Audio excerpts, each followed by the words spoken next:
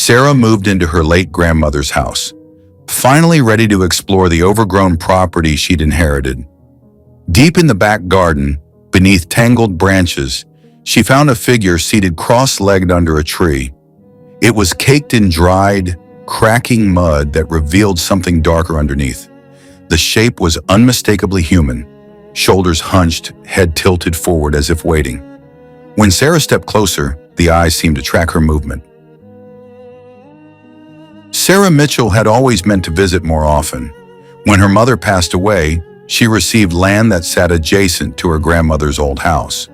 The property was nothing special, just acres of overgrown wilderness, choked with dense trees and wild brush that had gone untamed for years. At the time, Sarah was drowning in her final year of college. Between assignments, exams, and part-time work, she barely had time to breathe. Her grandmother understood. Every week, Sarah would call, promising to visit soon. Her grandmother would laugh gently and tell her to focus on her studies. But time ran out faster than either of them expected. Months after graduation, Sarah received the call. Her grandmother had passed away quietly in her sleep. She had waited too long, and now there was no going back. Then an opportunity appeared.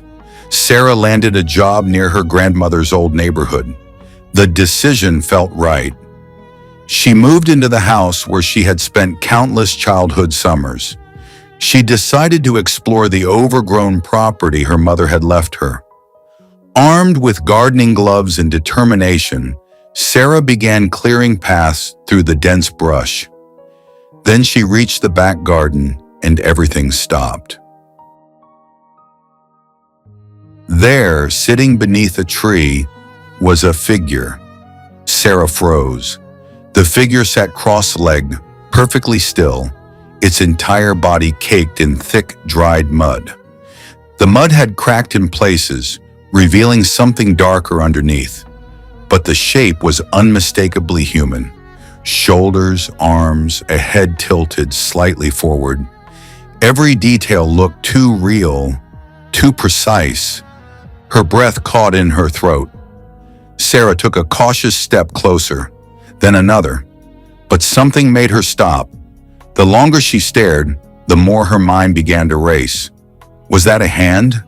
The proportions seemed too perfect, too accurate, and the posture, it looked like someone resting.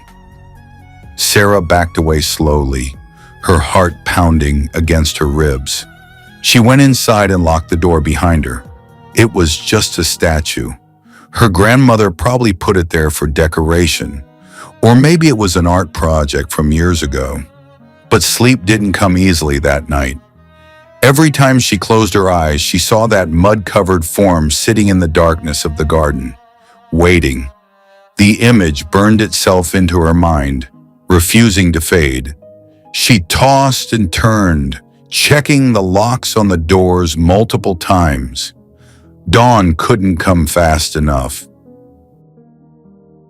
The next morning, sunlight streamed through the windows and Sarah felt foolish. In daylight, things always seemed less frightening. She had overreacted. She would go back out there and figure out what it was. Maybe she would even laugh at herself.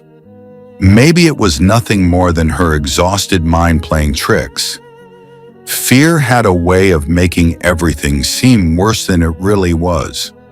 She walked back through the cleared path, her resolve wavering with each step. The morning air felt cool against her skin. As she approached the back garden, she could see the figure ahead, exactly as she had left it, still, motionless. But as she got closer, something made her freeze.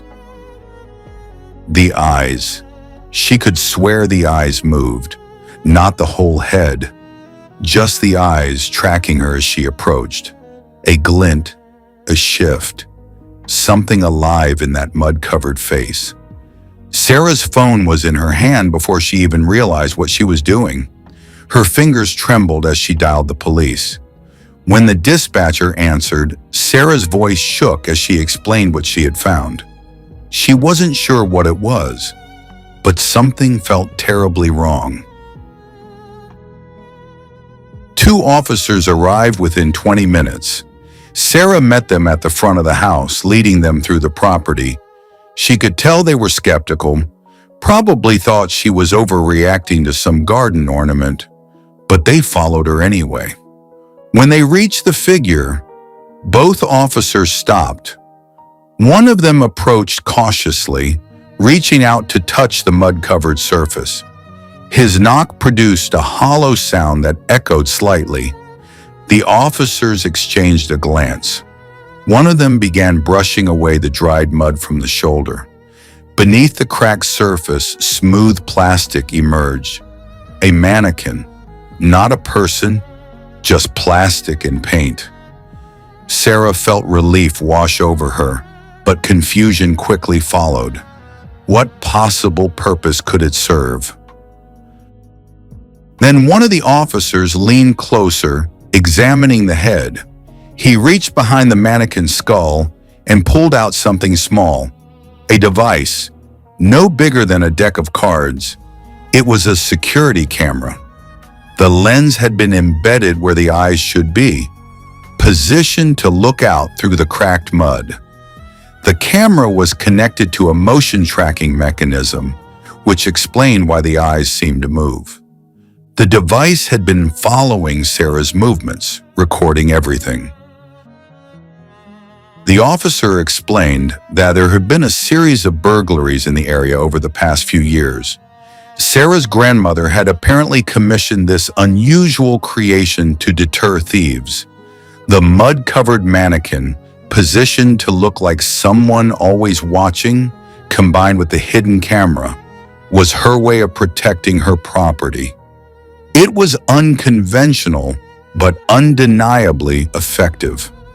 One officer mentioned that a few neighbors had reported seeing it years ago and thought it was strange but effective. No one had dared to venture too close to the property after spotting what looked like a person sitting in the garden. The deterrent had worked exactly as intended. Sarah stood there processing everything. Relief mingled with admiration. Even in her final years, her grandmother had been sharp and determined. She had created something that looked disturbing enough to keep people away, but clever enough to actually work. Sarah made a decision. She would leave it where it was.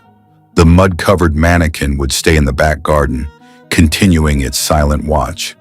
It was weird, unsettling, and absolutely brilliant, just like her grandmother.